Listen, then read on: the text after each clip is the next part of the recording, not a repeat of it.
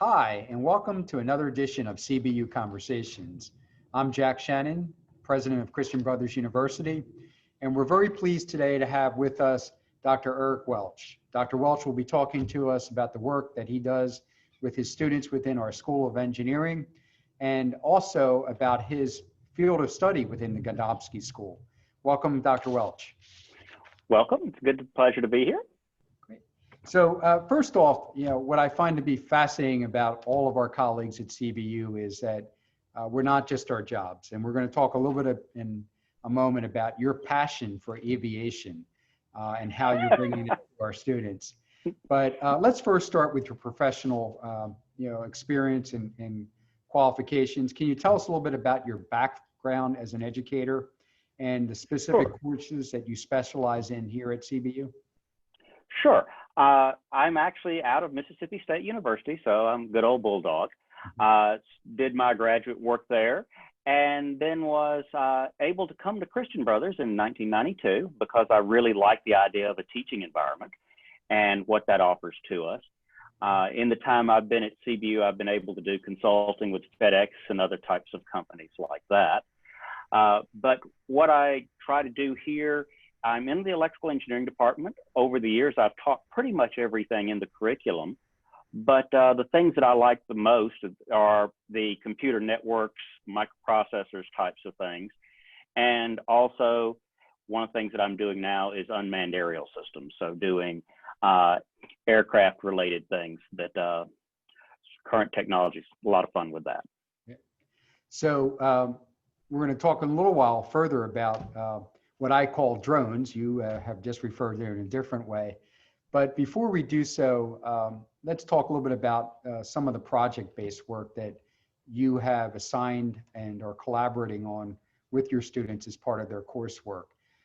We at CBU have a tradition, and we're very proud of it, of being engaged in our community. And obviously, our Center for Community Engagement is one vehicle that we do a great deal for our communities, specifically Binghamton and Orange Mound in particular. But that goes well beyond just that center. And a matter of fact, all of our schools are very involved in the community. One interesting project that I understand that you and your students are working on involves the Diocese of Memphis. Can you talk a little bit further about the specifics of that project and how just it came about? Sure. This is a really interesting project. It's a collaboration between students in the electrical engineering department and students in the civil engineering department. So Dr. Andrew Asadalahi from the civil engineering department and I are working together. This thing is an idea that as kind of request to the bishop to kind of get a good idea of what the facilities of all the properties on the diocese look like. And so what we're doing is we are actually going out with students and doing facilities assessments. And that is something that has been very generously funded by the Assisi Foundation. And they have provided funds to take students, train them how to use the software that we use for facilities assessment. And then the project actually has two parts. From the civil engineering side of things, they're looking at the structure of the buildings, they're looking at the heating, ventilation, air conditioning, the plumbing, all the structural issues that are associated with it, and the status of those things. From my side of things, we're looking at things from a visual perspective. So what I do is I take students out, we have drones or unmanned aircraft, and we do an aerial survey. And so what I do is I take the students out and I actually do the flying part of it for liability reasons, but they get trained to be a visual observer, to work with the systems, and then they post-process all the data. So we get views of all the facilities, and we can evaluate the status of the roofs, the parking lots, all the ancillary facilities that are on the roofing, that type of thing.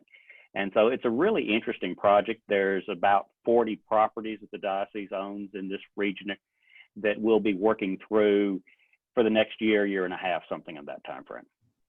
So you spoke a moment ago about how you have taken your passion and expertise in aviation and applied it to this project in particular. but it goes deeper than that. I understand that our students are able to get certain certifications as a result of the work that they're doing on this project and the coursework that you're doing.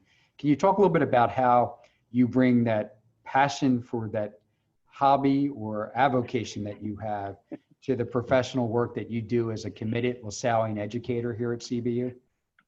Sure. I actually have been around aircraft all my life in one way or the other. I got a pilot's license back when I was 17, and have been playing with it in one sense or another ever since. And when the FAA came up with the remote pilot license for commercial applications, I went through the process to get that, and then started developing some courses to help students get that background. And so we have an unmanned systems minor at CBU now. And you can take a course, Introduction to Unmanned Systems, that when you go through the course, it will teach you everything you need to pass what is known as the FAA Part 107 license. So you go down to one of the approved testing centers and you take a written test. And when you complete the test and go through the FAA background check, they will issue a license. And it's a little blue card, and it says that you can fly commercially drones. And so you can use them for a variety of commercial purposes. And so our students can do that.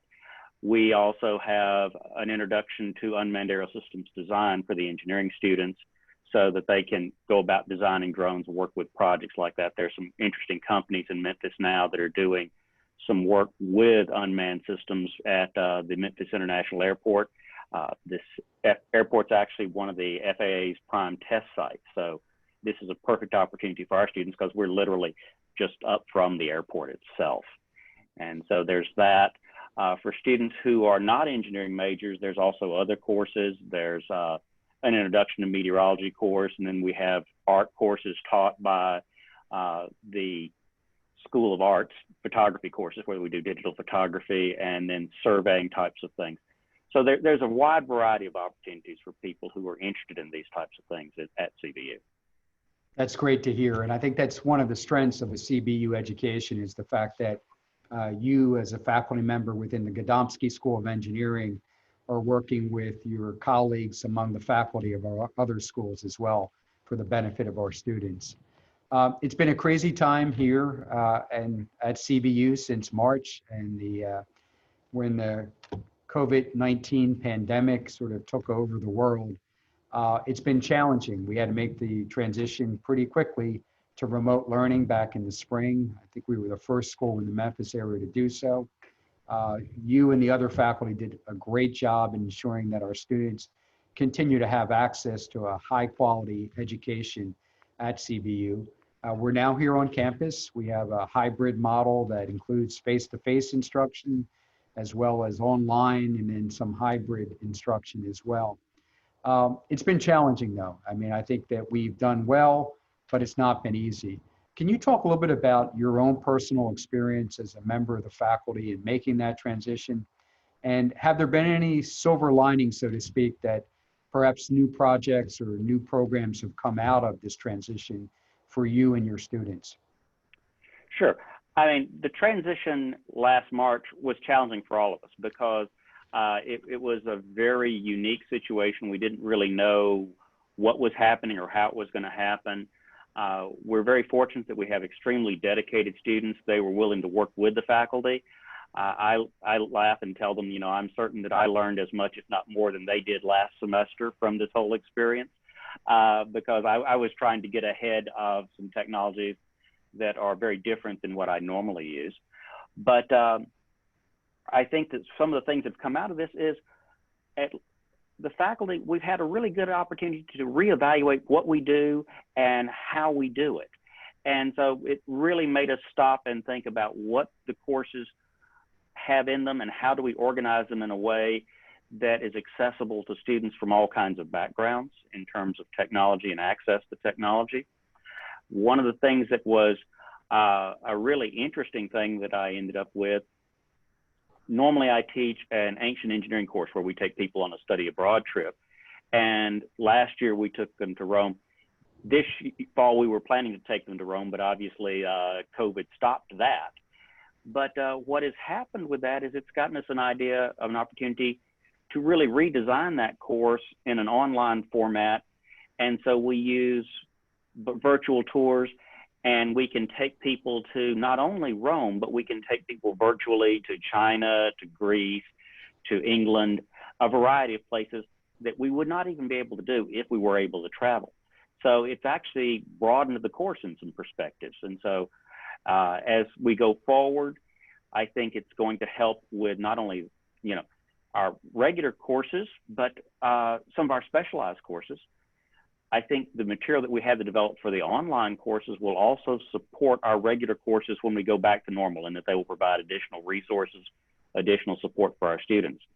So while this has been a difficult time for us, I think in the end, we're going to come out as a stronger institution, and we're going to be able to be more accessible to students in a variety of formats.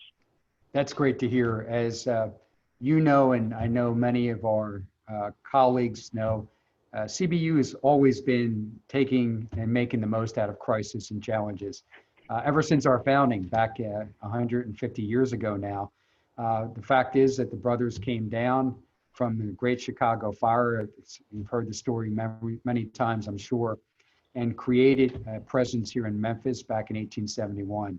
And we've been here ever since and doing great work, but not always easily. I mean, we've had yellow fever outbreaks, we've had great recessions, great depressions, and lots of other challenges.